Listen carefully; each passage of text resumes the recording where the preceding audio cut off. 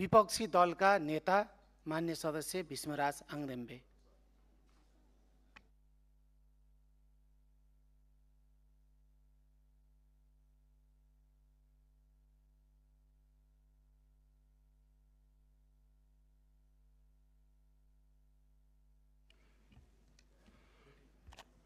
सम्माननीय सभामुख महोदय, निकै लामो सकसपछि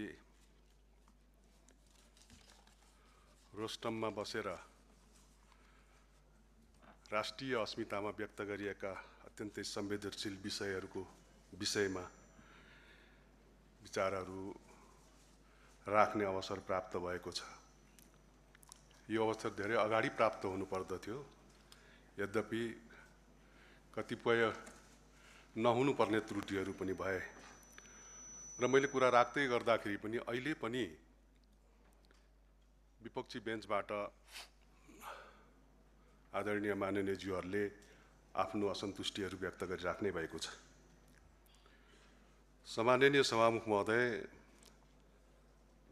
आज वास्तवमा असामान्य परिस्थिति छ र यो सम्मानित सदनलाई यही असामान्य परिस्थितिको बीचमा सम्बोधन गर्न पनि म उभिएको छु।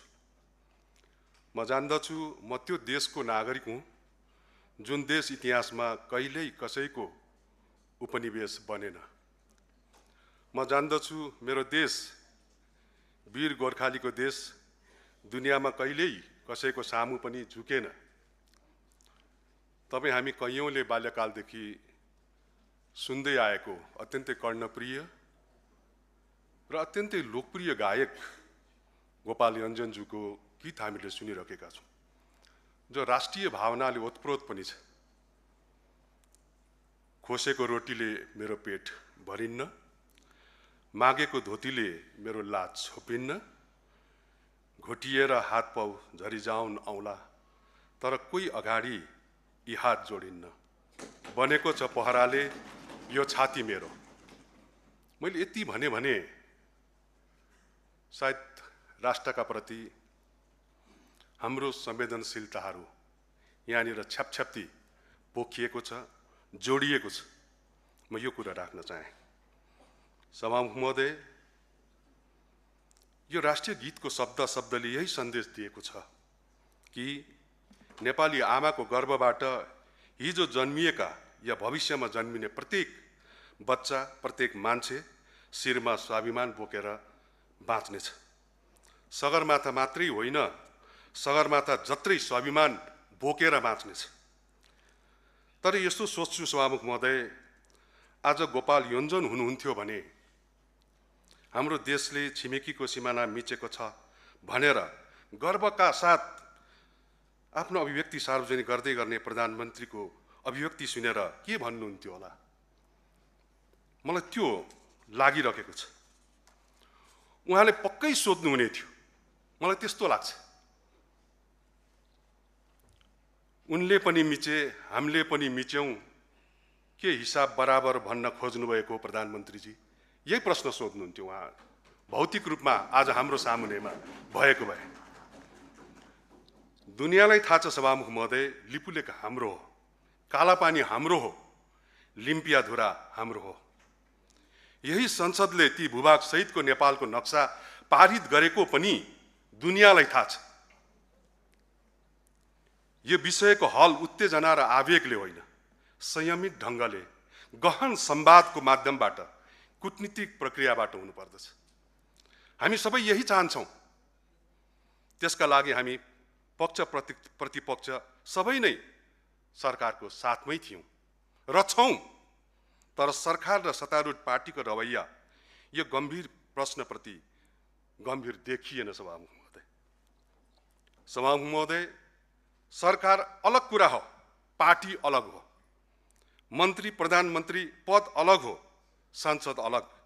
यो तथ्य बुझेर अघिल्लो संसदमा जुन बेला नेपाली कांग्रेसका वर्तमान पार्टी सभापति र उपाध्यक्ष तत्कालीन अवस्थामा प्रधानमन्त्री हुनुहुन्थ्यो, उहाँहरूले रोस्टममा उभिएर आफ्नै सरकारको पनि कमजोरीहरू केलाउनु भएको थियो। काङ्ग्रेसका सांसदहरू काङ्ग्रेसकै मन्त्री प्रधानमन्त्रीका विरुद्ध आवश्यक विषयमा प्रश्न उठाउनुहुन्थ्यो, प्रहार गर्नुहुन्थ्यो।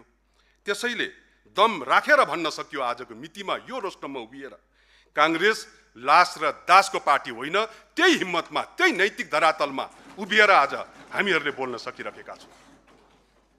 सभामुख महोदय, तर आजको मितिमा यो संसदमा प्रश्न गर्ने क्षमताले आत्महत्या गरिरहेको बडा कारुणिक दृश्य मैले यहाँ देखिरहेको छु। सत्ताको कित्ताबाट कोही एकजनाले हिम्मत गर्लान्, मेरो देशले कसको सीमा कहाँ मिचेको छ भनेर प्रश्न गर्लान् भनेको त सभामुख महोदय म आफै लज्जित छु। उल्टै कतिपय संसद मित्रहरू नेपालले भारतको सीमा मिचेको हो भनेर पुष्टि गर्न म शब्द प्रयोग गर्न त चाहन्नथे, तर भन्छु त्यति नराम्रो त छैन। न्वारा नै देखिको बल लगाएर दौडिराख्नु भएको छ। नेपालले मिचेको भूमि खोजिराख्नु भएको छ। यो खालको जनताले देख्दाखेरि पनि नरुचाउने खालको हरकत गर्ने मित्रहरूलाई वीर भक्ति थापाको त्यो आत्माले धिक्कारलान् कि हाम्रा छोरा नातिहरूले भोलि कुनै दिन हामी हजुरबा हजुरआमा हुँदै गर्दाखेरि या म यति सुन्दर उमेरहरू देख्छु म यो सदनभित्र, म त्यो उमेर कहिले बुढो नहोस् भन्ने चाहन्छु, कहिले त्यो उमेर बुढो नहोस् भन्ने चाहन्छु। तर प्रकृतिको नियमसँग मेरो सद्भाव र मेरो कामनाले काम दिँदैन, एक न एक दिन त पाएको हुन्छ। तिनै हाम्रा छोरा नातिले हामीलाई फर्केर भक्ति थापाको आत्माले धिकारेको जस्तै प्रश्नहरूको जवाफ नपाउँदाखेरि धिक्कार छ कि धिक्कारदैन, यो सोधेर म उसै पनि सत्तापक्षका माननीय सांसदहरूको मन दुखी भएको होला। त्यो दुखी आत्मालाई थप दुखी बनाउन म चाहन्न। बरु सभामुख महोदय, म यो संसद अब यही विषयमा रुमल्लिएर बस्नुहुन्न भन्ने परिपक्व र जिम्मेवार दायित्वतर्फ सबैको बडा नम्रतापूर्वक ध्यान आकर्षण गराउन चाहन्छु। यो वर्षको बजेट उपरको छलफल बाँकी छ सभामुख महोदय। नेपाली जनताका अन्य कैयौँ जीवन्त मुद्दामा छलफल गर्नु छ हामीहरूले।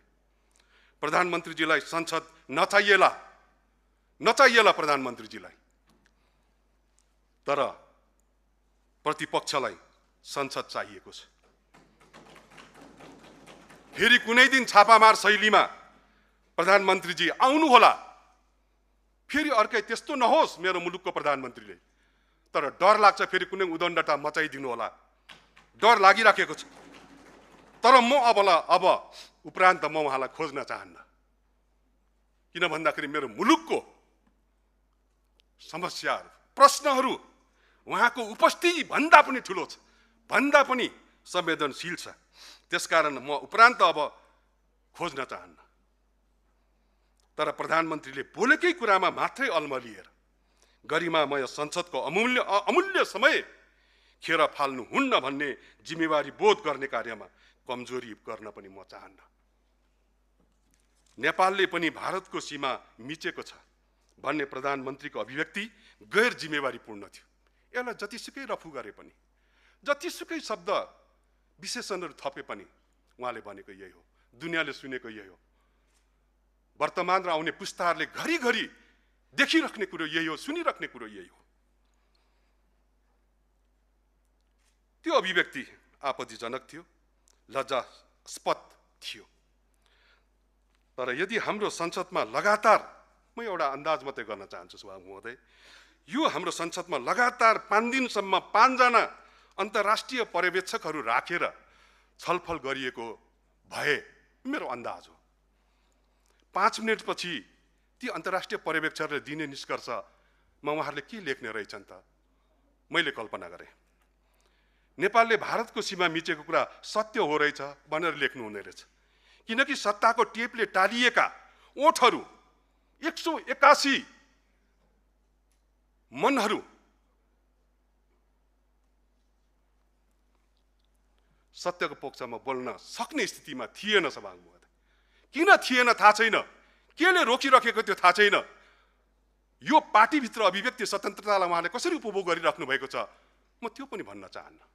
पार्टीभित्र आफ्ना नियमहरू होलान्, तर सत्ताको टेपले टालिएको त्यो ओठहरू सत्यको पक्षमा बोल्न सकेन, उठेन। सबै संसद बोल्ने हो भने ती विदेशी पर्यवेक्षकहरूले लेख्नेछन्। नेपालको संसदको बहुमत सांसदले स्वीकारेका छन् नेपालले भारतको सीमा मिचेकै हो, किनभने 181 वटा हातहरूले गडगडाट ताली बजाएर समर्थन जनाएर राति निन्द्रा लाग्यो कि लागेन म त्यो सोध्न चाहन्न। खाना खानु हो कि भएन म त्यो सोध्न चाहन्न।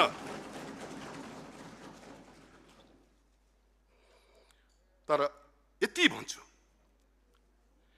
त्यो बहुमत संसदले स्वीकारेका गडगड तालीले समर्थन जनाएको त्यो कुरो के थियो भन्दाखेरि नेपालले भारतको सीमा मिचेकै हो, किनकि मिचेको होइन भन्ने संख्या त संसदमा अल्पमतमा छ। सभामुख महोदय, बहुमत संसदले त्यो स्वीकारेको लज्जास्पद दृश्य साँच्चै नै लज्जास्पद दृश्य थियो। त्यो झलजति सम्झिन्छु सभामुख महोदय। म त्यो दिन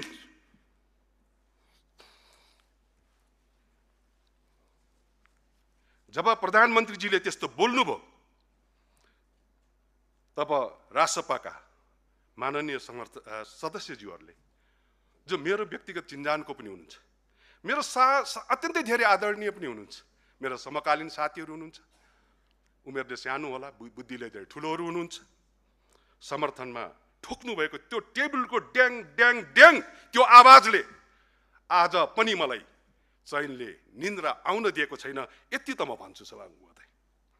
मापाउँ सभामुख महोदय, मैले यो जन्ममा देखेको अहिलेसम्मकै सबैभन्दा लज्जास्पद र सबैभन्दा दुःखद दृश्य थियो त्यो।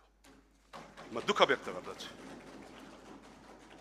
त्यो दिन मैले सम्झिएँ सभामुख महोदय, जननायक बीपी कोइरालाले प्रधानमन्त्री छँदा समीक्षा दैनिकका सम्पादक मदनमणि दीक्षितलाई बोलाएर भन्नुभएको वाक्य, धेरैले यो नाम सुन्नुभएको छ। मसँग संसदमा 2/3 छ।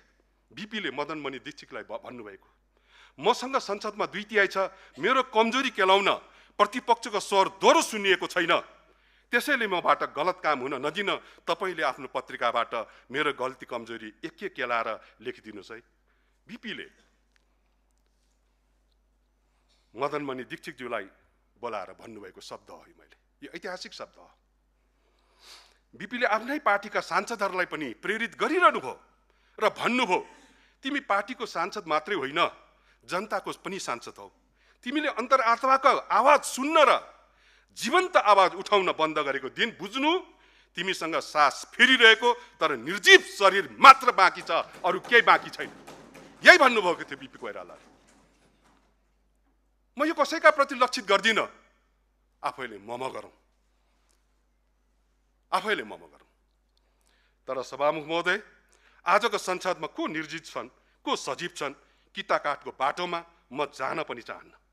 म यति भन्न चाहन्छु, प्रतिपक्ष जिउँदो छ र प्रतिपक्षमा रहेका दलहरू र प्रत्येक सांसदहरू सरकारले गर्ने राम्रो काममा समर्थन र साथ अनि गलत काममा प्रश्न बोकेर जीवन्त उभिएको छ। यो पनि म यहाँनिर भन्न चाहन्छु।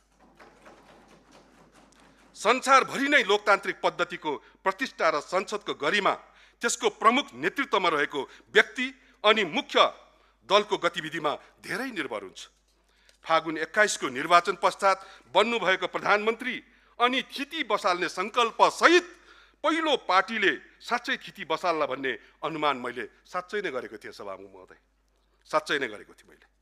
तर त्यसको ठिक विपरीत प्रधानमन्त्रीले थिति तोड्ने बाटोमा बेपरवाह लागिरहनु भएको छ।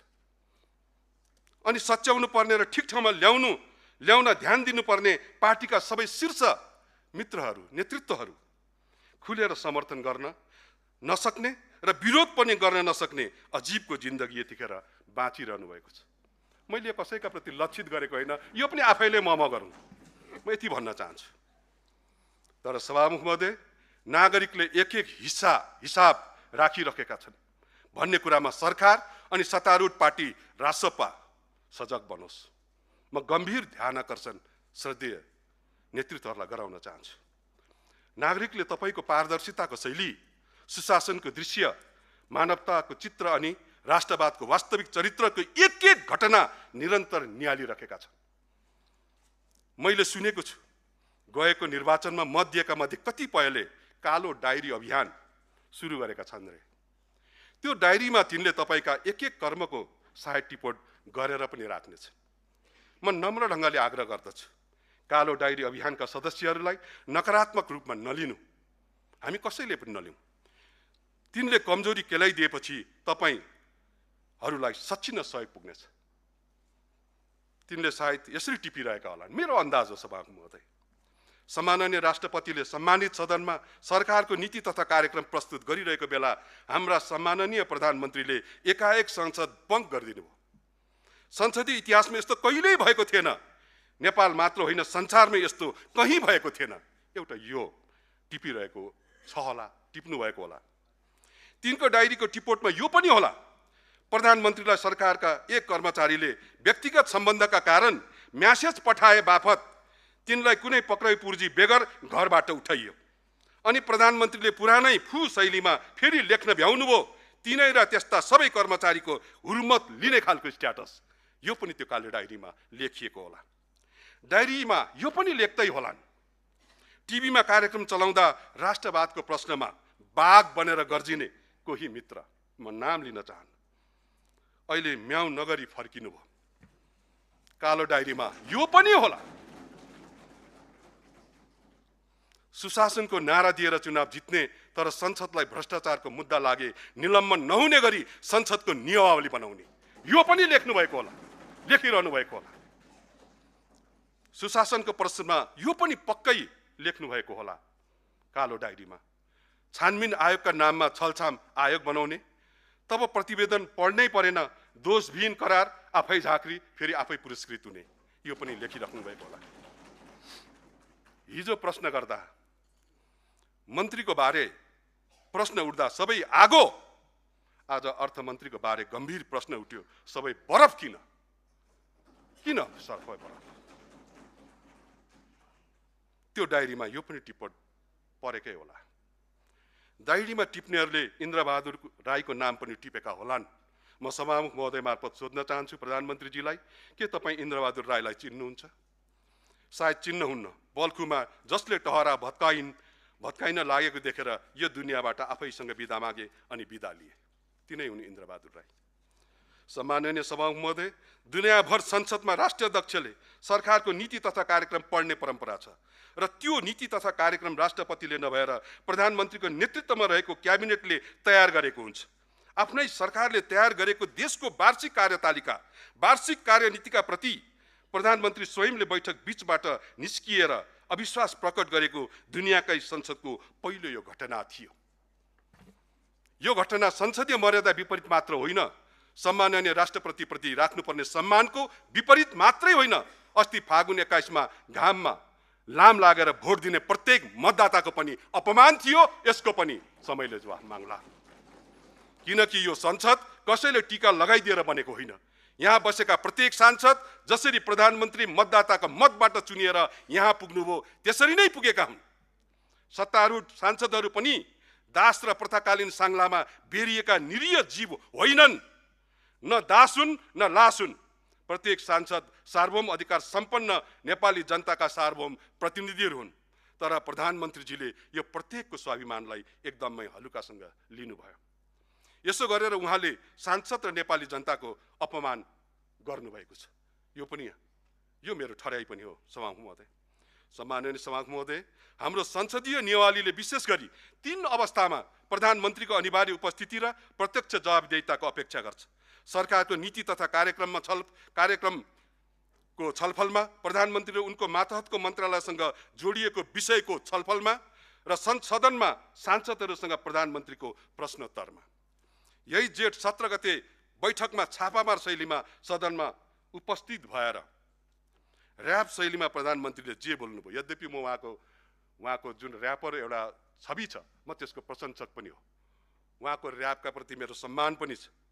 बोल्न दे सरकार भनेर बोल्नु अहिले पनि याद आउँछ मलाई, मनपर्छ मलाई। यहाँ आएर बोल्नुभयो, प्रधानमन्त्रीले जे बोल्नुभयो त्यसले प्रधानमन्त्रीको पदको गरिमा ध्वस्त बनाएको उहाँले भ्यौ पाउनु भएन। एउटा मञ्चमा उभिएर ऱ्याप गीत गाउनु र यहाँ बसेर मेरो प्रधानमन्त्रीले थाहै पाएन भन्न पनि मेरो मनले दिँदैन, तर त्यस्तै खालको अभिव्यक्ति दिनुभयो र उहाँको गरिमा ध्वस्त भएको भ्यौ पनि उहाँले पाउनु भएन। संसदको रोस्टम ऱ्याप ब्याटलको स्टेज थिएन र होइन भन्ने अलिकति पनि हेक्का उहाँले राख्नु भएन। सम्माननीय सभामुख महोदय, बेलायतबाट सुरु भएको संसदीय परम्परालाई दक्षिण एसियामा गरिमापूर्वक प्रतिष्ठित गराउनमा दुई राजनेताको विशिष्ट भूमिका छ। भारतका प्रथम प्रधानमन्त्री जवाहरलाल नेहरू र नेपालका प्रथम जननिर्वाचित प्रधानमन्त्री बीपी कोइराला, यी दुवै नेताले नियमावलीले प्रधानमन्त्रीको अनिवार्य उपस्थिति अपेक्षा गरेको बेला मात्र होइन, सदनमा हुने सबै छलफलमा उपस्थित भएर संसदको गरिमा र महत्त्वलाई बढाउनु भएको थियो। तर जेठ 17 गते सदनमा प्रधानमन्त्रीको उपस्थिति र भूमिका उहाँको एकलौटी र एकतर्फी चयन र छनौटको विषय थियो। उहाँले प्रश्न लिन्छु भनेपछि हामीले प्रश्न सोधेका थियौँ, तर हाम्रो अपेक्षा यति थियो र हो कि प्रधानमन्त्रीको संसदमा उपस्थिति सारगर्भित हुनुपर्छ, तर त्यो दिन त्यस्तो भएन। उहाँ अचानक आउनुभयो, अचानक बोल्नुभयो अनि दाबी नै गर्नुभयो नेपालले पनि भारतको सीमा मिचेको छ। हामीले त हाम्रा सम्मानित प्रधानमन्त्रीको टङ स्लिप भएको होला भन्न ठानेका थियौँ, तर जे होस् संसदको रेकर्डमा रहिसकेको त्यसका बारेमा प्रधानमन्त्रीले संसदमा पुनः उभिएर सफाई दिनुपर्छ, प्रश्न पार्नुपर्छ भन्ने हाम्रो अडान हो। संसदमा आएर त्यो कुरालाई फिर्ता लिनुहोस्, हाम्रो माग वा अडान जे भन्नुहोस्, हामीले खोजेको त्यति मात्रै हो। सम्माननीय सभामुख महोदय, 2076 को संसदमा तत्कालीन प्रधानमन्त्री श्रद्धेय केपी ओलीले प्रतिपक्षले उठाएको सवाललाई निम्छरो शब्द प्रयोग गरेर अपेक्षा गर्दा तत्कालीन सभामुखद्वारा प्रतिपक्षी सांसदको नियामपति अनुरूप निम्छरो शब्दलाई रेकर्डबाट हटाउन रुलिङ गर्नुभएको थियो र संसदको रेकर्डबाट हटेको पनि थियो। तर मलाई रेकर्डबाट हटाउन आँट नगर्नु भएको श्रद्धेय सभामुख महोदय, तपाईका प्रति मेरो यो प्रश्न पनि उठाएको छ, सोधौँ नसोधौँ बडो असमञ्जस पनि छ, मित्रता पनि छ, तर केले रोक्यो तपाईलाई यो रुलिङ गर्न, प्रश्न सोध्न? म आफै चकित छु, तर कुनै बेला प्रश्न बाहिर कहीँ कतै भेटमा म तपाईलाई गर्नेछु, बाहिर कुनैका आज रोस्टममा मैले सोधिनँ।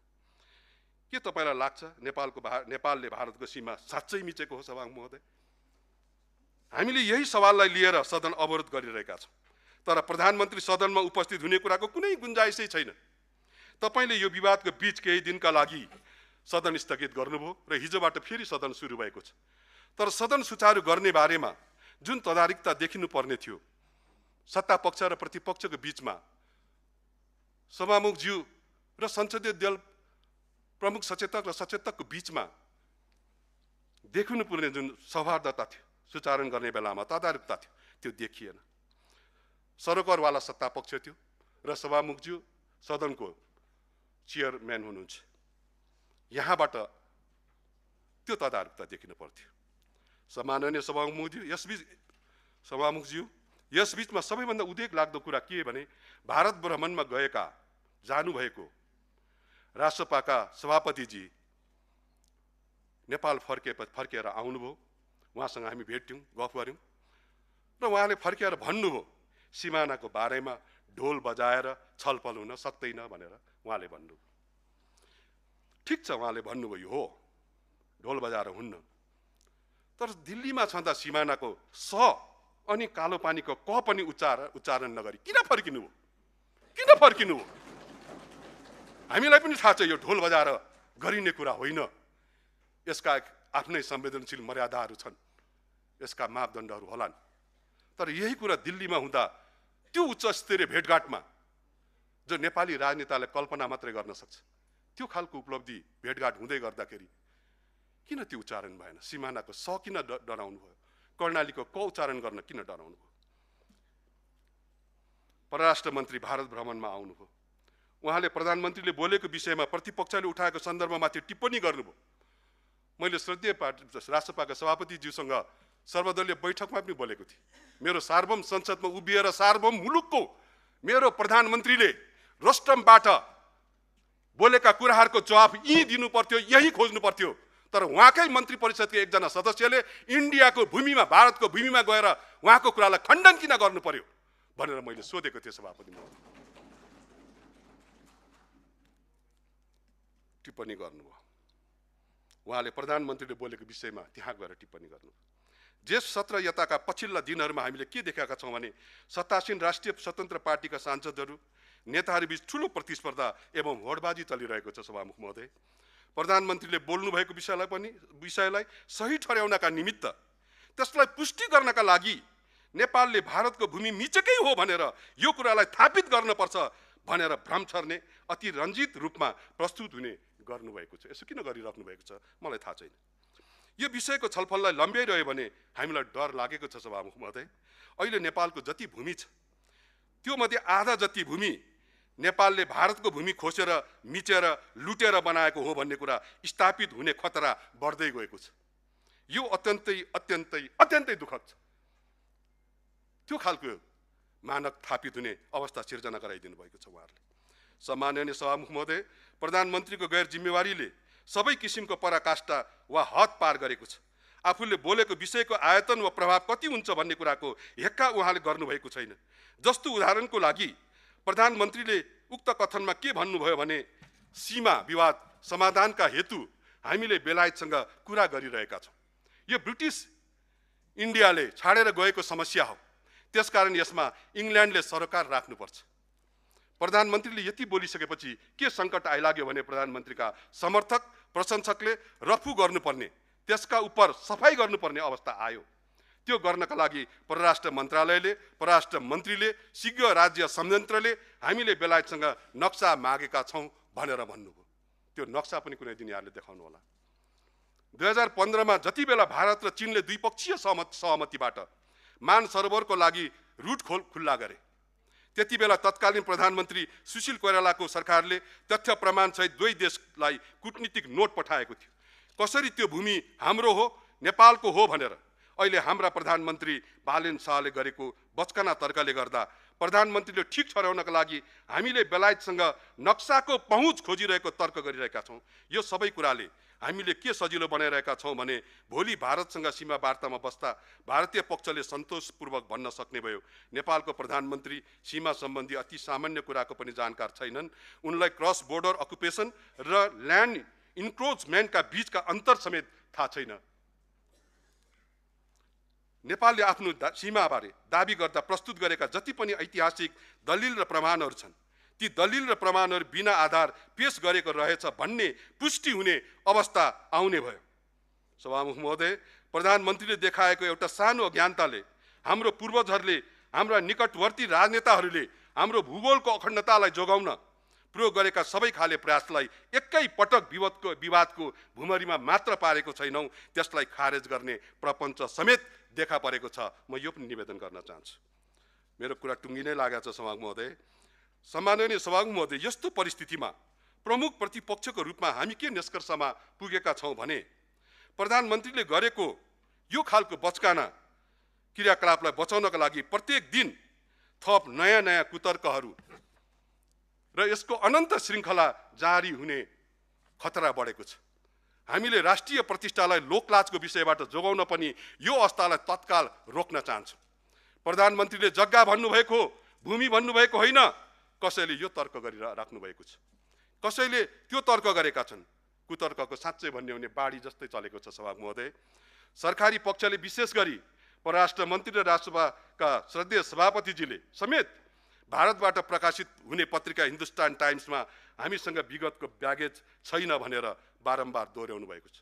यसको अर्थ के हो सभामुख महोदय? तपाईँ मार्फत म श्रद्धेय साथीहरूलाई म सोध्न चाहन्छु, यसबारे उहाँहरूले प्रश्न पार्नुपर्छ। राजनीतिक शास्त्रमा एउटा देश बन्नका लागि, राष्ट्र बन्नका लागि चारवटा कुरा आवश्यक मानिन्छ सभामुख महोदय। एक, भूगोल, जनसङ्ख्या, सरकार र सार्वभौम सत्ता। चैत्र 13 गते राष्ट्रसभाको सरकार बनेपछि के यी चारैवटा कुरा फेरिएका हुन्? भूगोल, जनसङ्ख्या र सार्वभौम सत्ता पूर्ववत नै कायम छ। फेरिएको एउटा सरकार मात्र हो, बाँकी कुरा त जिउँका त्यौँ छन्। हिजो कुनै बेला अन्य पार्टीका श्रद्धेय साथीहरूलाई पनि पहिलो पटक सरकारको नेतृत्व गर्दा यस्तै भ्रम परेको थियो। आज त्यो भ्रमले राष्ट्रसभाका साथीहरूलाई खर्लप्पै निलेको अनुभूति मलाई भइरहेको छ। सभामुख महोदय, सम्माननीय सभामुख महोदय, दुई देशको बीचको सम्बन्धका विषयमा कुनै एउटा राजनीतिक दलले सरकार फेरिन साथ त्यसको दर्शन सिद्धान्त अनुसार विदेश नीतिमा केही आंशिक बदलाव हुनु सक्छ, आंशिक बदलाव हुन सक्छ, त्यो कुनै अन्यथा होइन। तर हामीले आज ऐतिहासिक यथार्थ र राजनीतिक शास्त्रमा स्थापित देश बीचको सम्बन्धका सार्वजनीन तथ्यहरूको उपेक्षा गरेर कसलाई सजिलो बनाइराखेका छौँ। उदाहरणको लागि हामीले राजसंस्थात्मक व्यवस्थालाई फ्यालेर गणतान्त्रिक व्यवस्था लिएर आएका हौँ। तर त्यसको मतलब हामीले पृथ्वीनारायण शाहले देशको एकीकरणको नेतृत्व गरेको कुरालाई तोडमोड गर्न सक्दैनौँ। हामीले त्यो तथ्यलाई चाहेर पनि मेट्न वा नयाँ बनाउन सक्दैनौँ।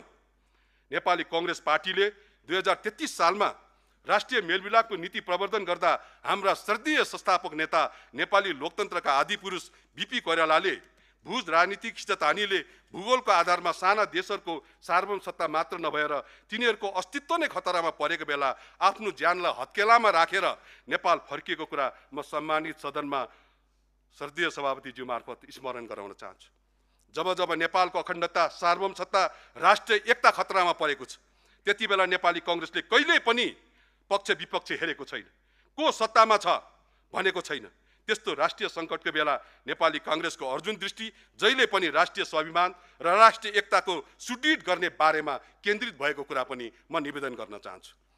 हामीले अहिलेको चुच्चे नक्सा जारी गर्ने बेलामा नेकपा एमालेका श्रद्धेय नेता केपी ओली प्रधानमन्त्री हुनुहुन्थ्यो। यो पहिलो गणतान्त्रिक संसदको कुरा थियो। सभामुख महोदय, हामीले त्यसबेला त्यसको लाभ एमालेलाई हुन्छ वा श्रद्धेय ओलीजीलाई फाइदा हुन्छ भनेर हामीले हेरेनौँ। त्यो सुविधा थियो, हेर्न सक्ने सुविधा। किन भन्दाखेरि कांग्रेसले राष्ट्रियताको विषयमा कहिले पनि सानातिना झिना मसिना कुरामा अल्झिएर समय बर्बाद गरेन। सम्माननीय सभामुख महोदय, आज यो संवेदनशील विषयमा कतिपय साथीहरूको प्रधानमन्त्रीजीको राजीनामा माग्नुपर्छ, सरकारलाई अप्ठ्यारो पार्नुपर्छ भन्ने खालको हामी भित्रै पनि, मेरै पार्टीभित्र पनि, म अरू साथीहरूलाई भन्न चाहन्न, मेरै पार्टीभित्र यही बेलामा चाहिँ नै अलिक दरै गरी पेल्नुपर्छ भन्ने खालको विचारहरू सल्लाहहरू नआएको होइन, आएका थिए। तर अहिले हामीहरू ती सबै कुराहरूलाई नसोचेर हामीले अहिले प्रधानमन्त्रीको राजीनामा मागिराखेका छैनौँ। नेपाली कांग्रेसले सरकारलाई अप्ठ्यारो पार्न सक्ने विषय यो साँच्चै थियो। यही मौकाको फाइदा छोप्दा पनि हुन्थ्यो होला। अघि नै भने सुझावहरू नआएका पनि होइन। सीमा विवादको बारेमा प्रधानमन्त्रीको अभिव्यक्तिले गर्दा यो विषय लम्बिँदै र तन्किँदै जाँदा हाम्रो राष्ट्रिय हित र राष्ट्रियता थप कमजोर हुने अवस्था बनेको छ। हामीले यो अवस्थामा एउटा पोजिसन लिएका छौँ, एउटा स्ट्यान्ड लिएका छौँ र प्रधानमन्त्रीले सदनमा आएर सफाई दिनुपर्छ भनेका छौँ। त्यसले गर्दा उहाँले भुलवश यो कुरा बोल्नु भएको कुरा सदनको रेकर्डमा र इतिहासमा दर्ज हुन्छ। त्यसले नै यो विषयको बैठान मात्र होइन, देशको हित हुन्छ भन्ने निष्कर्षमा हामी छौँ। तर हामीले अहिले आएर के महसुस भएको छ हामीलाई भने, हामीले यो विषयलाई लिएर संसदलाई अवरोध गरिराख्दा देश र जनताका अनेकौं मुद्दाले संसदमा प्रवेश पाउँदैन र अनेकौं जरुरी छलफललाई असर पुग्छ। आज हामीलाई त्यस्तो पनि लागिराखेको छ, महसुस भइराखेको छ। आफ्नो स्थापना कालदेखि राष्ट्रिय शक्तिको जिम्मेवारी बोधबाट अनुप्राणित रहिआएको नेपाली कांग्रेस यही न्यूमा, यही बहानामा संसद अवरोध गर्ने कार्यले सबैभन्दा ठूलो घाटा देशलाई हुन्छ, हाम्रो मातृभूमिलाई हुन्छ भन्ने हो। त्यसैले म नेपाली कांग्रेसको तर्फबाट प्रमुख प्रतिपक्षी दलको नेताको हैसियतले सम्माननीय सभामुखजीलाई यो जानकारी गराउँछु कि तपाईले प्रधानमन्त्रीलाई रुलिङ गरेर सदनमा ल्याउन सक्नु भएन, प्रधानमन्त्री सदनमा आउनु भएन। अब प्रधानमन्त्रीको माफीको कुरा मैले धेरै ठाउँमा भनेको छु। अब प्रधानमन्त्री पनि अब गाउनु हुनुभयो, उहाँ आउनुस् नआउनुस् हामीलाई अब सरोकार भएन। हामीले यही देखेका छौँ, यही नियति हो। यो नियतिबाट मुलुकलाई उठाएर लाने हाम्रो सङ्कल्प हो। त्यसले गर्दा अब उहाँ गाउनु हुनुभयो हाम्रो लागि। उहाँसँग अब हामीहरूलाई उहाँको उपस्थिति खासै धेरै जरुरतको कुरा पनि भएन। किनभने प्रधानमन्त्रीले अब संसदमा माफी होइन, यो माफी देश र जनतासँग माग्नुपर्छ। म यो सदनबाट भन्न चाहन्छु। सम्माननीय प्रधानमन्त्रीलाई लागेको होला मैले संसदको उपेक्षा गर्न सक्छु, जुन उहाँले गरिराख्नु भएको पनि छ। तर इतिहासका प्रतिको जवाबदेहिताबाट उहाँ अनन्तकालसम्म भाग्न सक्नुहुन्न। यो पनि हेक्कामा रहोस्। म यही संसदको रोस्टमबाट म भन्न चाहन्छु। सम्माननीय सभामुख महोदय, प्रतिपक्षको रूपमा हामीलाई यति विश्वास छ कि जुन देश र जनताले उहाँलाई प्रधानमन्त्री बनायो, त्यो कुर्सीमा आसीन गराए, तिनले प्रधानमन्त्रीका एक एक यी सबै पछिल्लो चोटिका मनै दुख्ने कुकृत्यहरूको हिसाब पनि राख्नेछन्। जनताको कालो डायरीको प्रसङ्ग अघि नै मैले भनिसकेको छु। तर आजको मितिमा प्रधानमन्त्री गैर जिम्मेवार बन्नुभयो भनेर प्रतिपक्ष गैर जिम्मेवार बन्न सक्दैन। हामी संसदको रेकर्डमा यो कुरा दर्ज गर्न चाहन्छौँ। प्रधानमन्त्रीले जेठ 17 गते सदनमा बोलेको कुरा घोर निन्दनीय र आपत्तिजनक छ। त्यो अभिव्यक्तिको हामी भत्सना गर्दछौँ। यो विषय हामी सदनमा निरन्तर उठाइराख्नेछौँ र जनताका बीचमा पनि निरन्तर लिएर जानेछौँ। तर यही बहानामा राष्ट्रपाले वा प्रधानमन्त्रीले उहाँहरूकै टिमले राष्ट्रको थप बेइज्जत गर्ने कुरा हामी हुन दिँदैनौँ। हामीलाई त्यो कुरा सह्य हुँदैन। हामी त्यसलाई तत्काल रोक्न चाहन्छौँ। अत यो प्रकरणमा संसद अवरुद्ध गरिआएकोमा प्रधानमन्त्रीको गैर जिम्मेदारीको कुनै ओखती तत्कालको लागि नदेखिएकोले त्यो नीति बदलेको कुरा पनि सम्माननीय सभामुख मार्फत म जानकारी गराउन चाहन्छु। सभामुख महोदय, मेरो कुरा टुङ्ग्याउँदै गर्दा, अब यो चाहिँ साँच्चै टुङ्ग्याएको सभामुख महोदय, मेरो कुरा टुङ्ग्याउँदै गर्दाखेरि यो चोटिको संसदमा केही रमाइला झाँकीहरू पनि देखियो। सामान्यतया संसद सत्तापक्ष र प्रतिपक्षको बीचमा विषयवस्तुहरूमा छलफलमा वाद विवाद हुन्छ, दन्त बजानहरू हुन्छ, चर्काचर्की हुन्छ, उठाउठ हुन्छ। तर यो चोटिको संसद बिल्कुलै फरक शैलीमा सत्तापक्ष अत्यन्तै शान्ति। अब यो उदाहरण दिउँमा त अलिक नराम्रो हुन्छ कि जस्तो डर पनि लागेको छ। सहजी फेरि हामीलाई तुरुन्तै रुलिङ गरिदिइहाल्नुहुन्छ। तैपनि भन्छु, त्यो उदाहरणै दिन सकिन्छ। मुर्दा शान्ति भन्छ नि, भिड त धेरै छ तर शान्त। सत्तापक्ष अत्यन्तै शान्त, प्रतिपक्ष आन्दोलित। अनि सवाल जवाब सभामुखसँग, श्रद्धेय सभामुखज्यू, यो देखिएको यो चोटिको बिर्सनै नसकिने झाँकी।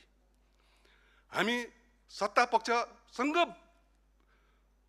वाद विवाद गरिरहेका छौँ, छलफल गरिरहेका छौँ कि त्यो पनि हामीलाई कन्फ्युजन भयो। त्यो बेलामा सभामुखज्यूले संसदको मर्यादालाई कायम राखिदिनु पर्दथ्यो, राख्ने कोसिस गर्नुभयो होला, तर हामीलाई त्यस्तो महसुस भएन।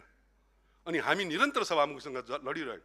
मैले अहिले पनि बिर्सेको छैन सभामुखज्यूले भन्नुभएको, प्रतिपक्षको बेन्चमा हेरेर तपाईँलाई कति घन्टा चाहियो, 1 घन्टा 2 घन्टा 3 घन्टा यसो भन्नुभएको मैले पनि सुनेको थिएँ। यो कति मर्यादित हुन्छ।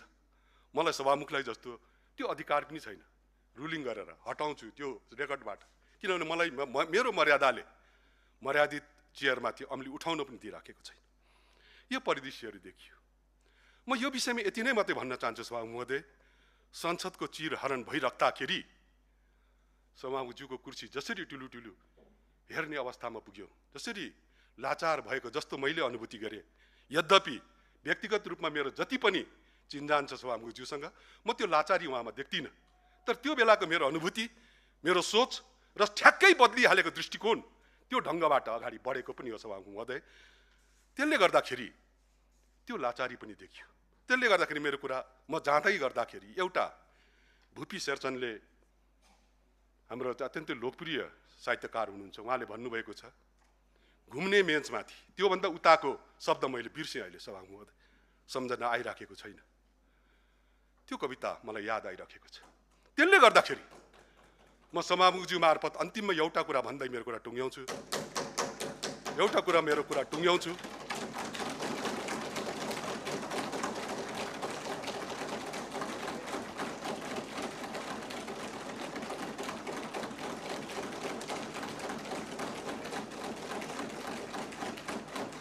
म यही कुरा राखेर अन्तिममा मेरो कुरा टुङ्ग्याउन चाहन्छु सभामुख महोदय। म सभामुखज्यू मार्फत धादिङको कुनै निर्वाचन क्षेत्रबाट निर्वाचित हुनुभएको मेरा मित्र श्रद्धेय डिपी अर्याललाई म सोध्न चाहन्छु। श्रद्धेय सभामुखज्यू मार्फत धादिङको कुनै क्षेत्रबाट अत्यन्तै लोकप्रिय मत लिएर जितेर आउनुभएको मेरा मित्र माननीय सांसद डिपी अर्यालज्यूलाई म सोध्न चाहन्छु, म एउटा कुरा भन्न चाहन्छु, बडो हतलाग्दो छ, राम्रो छ। मैले हिँड्ने बाटोमा यति धेरै काँडाहरू पनि नछरिदिनुस्, यति धेरै काँडाहरू पनि नरोपिदिनुस्। के थाहा भोलि त्यही बाटो भएर तपाईँ स्वयं मलाई भेट्न पनि आउनुपर्ने हुन्छ। यति नै कुरा राखेँ मैले सभामुख महोदय। धन्यवाद। जय नेपाल।